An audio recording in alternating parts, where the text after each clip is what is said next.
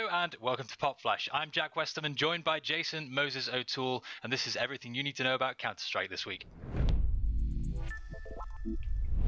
Our first and only story on PopFlash this week is ESL 1 Cologne, the Valve-sponsored major that took place in Germany over the weekend. So, $250,000 on the line, same deal as every other Valve major, and once again, Jason, you were over there for the second time, right? Second trip to Europe.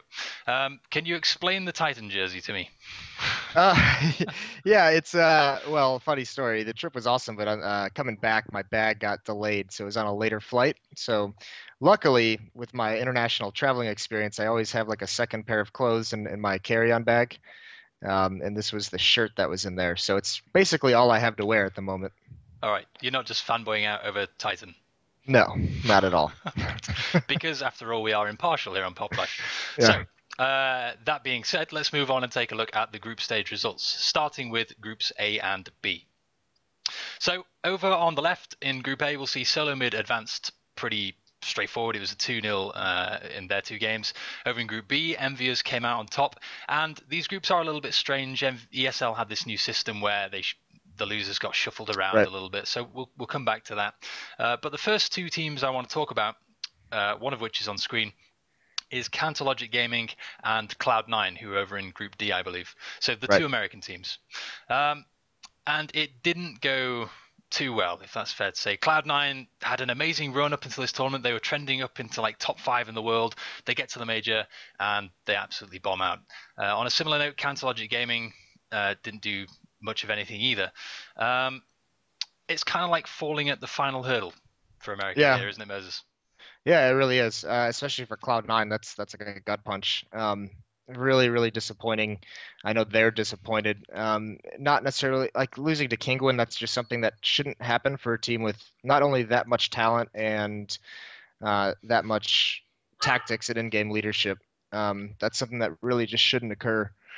But CLG actually they played pretty decent. I mean, they got, once again, it's like IEM, they got the good score lines, they just can't get over that hurdle of actually closing out the matches. So it's actually good stuff to see from them. They had a really close match against Navi. That's pretty impressive. Okay, well, if we jump over to talk about, well, there was another team from the Americas at the tournament, of course, and that was Luminosity. From South America, and they fared a little bit better. They cracked the top 8 of the tournament, and on the way there, they contributed to knocking out Flipside and Kingwin before ultimately losing to Fnatic in that first round of the bracket.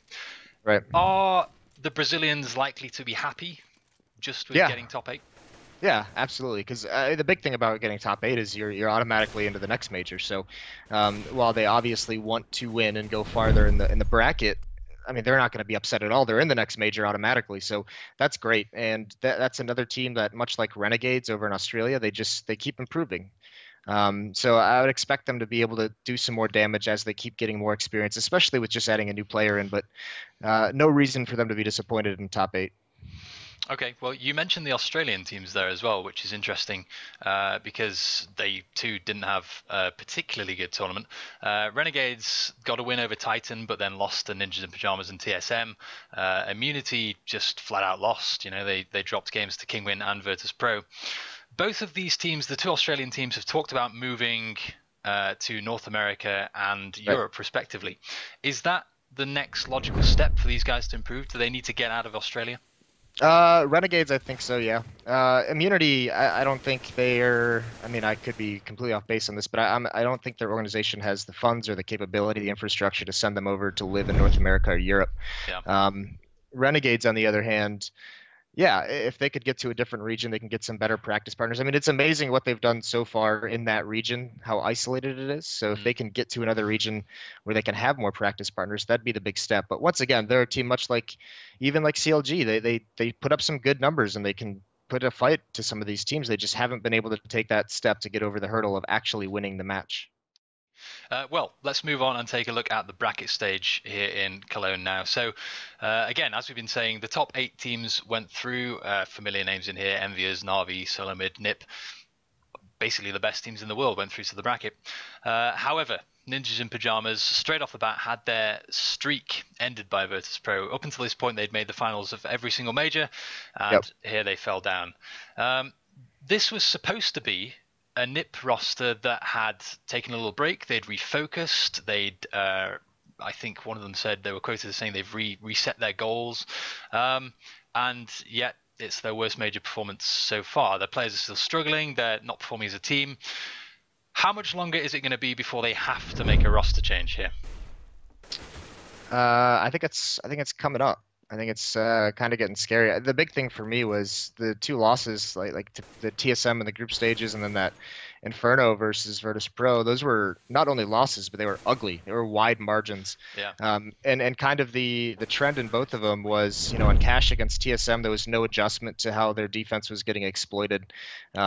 Which is crazy to think about for a team that has so much experience and has been together for so long. Same with Virtus Pro. Their Terracide on Inferno just looked so incredibly stale. It didn't produce any results whatsoever, and that's kind of terrifying to me. So something needs to happen, whether it just be like a complete overhaul of their tactics, change the caller, whatever it might be. But they're at that point now where they need to start thinking about changes at the very least.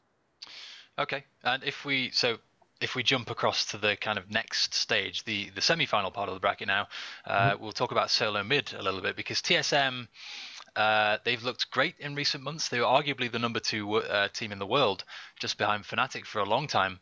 And I don't think many people expected EnYyUs to beat them, but they did on this occasion 2-1, and the maps Envy won were pretty convincing. Is it fair to say TSM have starting to lose their grip a little bit as well? No, I don't think it's fair to say that. Well, it's funny because Envy is such a new roster, but you look at the talent on that team, probably one of the most flat out talented rosters, top to bottom, even more so than Fnatic.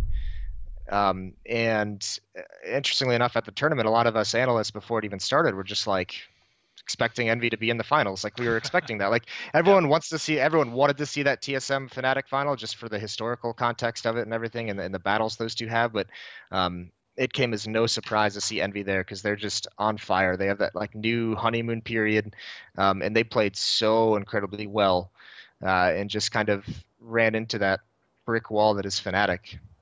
Can Envy? Well, you've said they've just had this roster for about a month, right? Yeah.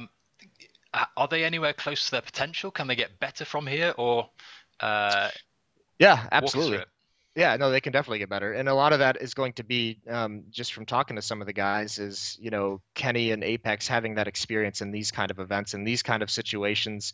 You know, and on top of that, I mean, the funny thing was they didn't do anything. They really played to their strengths as a new lineup. They didn't do anything difficult strategically. They just kind of ran these 4-1 death squads and just overwhelmed teams with talent and trading and entry kills going into bomb sites, and played to their strength of never really having to save. They're so good on those force buys. So I mean, they played to their strengths that whole tournament, and that was the impressive part. And as they get better, as they as they have more time together, they can add a couple new wrinkles to it. Well, that's all well and good, but as well as Envy did play in the end, it wasn't good enough to overcome Fnatic, right? Yeah. In the grand final, Fnatic made it look quite easy, right? It was 2-0, kind of a breeze. Fair to say that they've cemented their number 1 spot in the world for another few months. Oh yeah, absolutely. And just I mean, I wouldn't call it a breeze because that Dust 2 match was all Envy until they kind of lost their grip on it. And that's just one of the strengths of the Fnatic, is being able to grind out those games. And also one of the things that might be a weakness a little bit of Envy and how they play their style of play is it's not really conducive to grinding out matches, because they do like a lot of force buys, and if they can't win them, if you can stop them on those force buys, they're going to continually force buy, and then all of a sudden they can't get an op into Kenny S's hands. But Fnatic not only cement their number 1 spot for the next few months, I mean, I think it cements their spot as the greatest team that we've seen in Counter-Strike Go. Like they've just been dominant since this roster came together, and they're so strong in so many different aspects of the game. You have to beat them in so many different ways to win a best of 3 against them, and they just showed that they're top tier of the top tier. Last but not least, on this week's episode of PopFlash, I've got some quick fire questions for you, Moses. So, quick as you can, give me your thoughts on the following news stories from the week. First of all, TSM and Titan have been invited to ESL's Invitational in Dubai. Yeah, no surprise there. Glad to see TSM getting that invite, and definitely it speaks a lot that they're willing to look back and see some, admit that that was probably an error not including them the first time around. So good to see them at this event. Titan, I'm not sure if I feel like there could have been some better teams that could have been invited. Mouse Sports comes to mind. Yeah. Renegades. But either way, I mean, that lineup can do some damage once they get some more experience and time together. So this is only going to help improve them. But this tournament overall now has an extremely stacked lineup. All right, and last but not least, Complexity have unveiled a new roster. Yeah, it's the ex Nihilum squad with a couple additions. It's Valen, Sank, Semphis, Roca, Automatic, and they even have Warden as a coach. So, I mean, initial thoughts. First off, Warden coming back to the Complexity fold is obviously kind of cool to see. Yeah. No surprise they pick up a new lineup because I actually saw Jason Lake at the North American qualifiers for ESL One Cologne. Oh, right. Yeah, he was over there spectating, so it doesn't surprise me. But this lineup, they've got some talent on it. I don't have like high hopes for them. Like I don't think they're going to be top five or whatever in North America. Um, it's all going to depend. They have a lot of individual talent, a lot of really good aim, a lot of big impact players, but it's all going to depend on coming down to the strategic aspect. They're going to be able to like actually play smart Counter Strike. And I know one of the big question marks I'll have is with Sempus in there. We've seen in his teams they have a tendency to force buy, but unlike Envy, they don't have a lot of success in it. So, he kind of destroys the economy with those kind of decisions consistently. So, I mean, we'll have to see how that comes together. I think it's going to take some time for them to do any kind of real damage. That's it for this week. I'm Jack Westerman, joined by Jason Moses O'Toole. And we'll be back next week with another episode of PopFlash.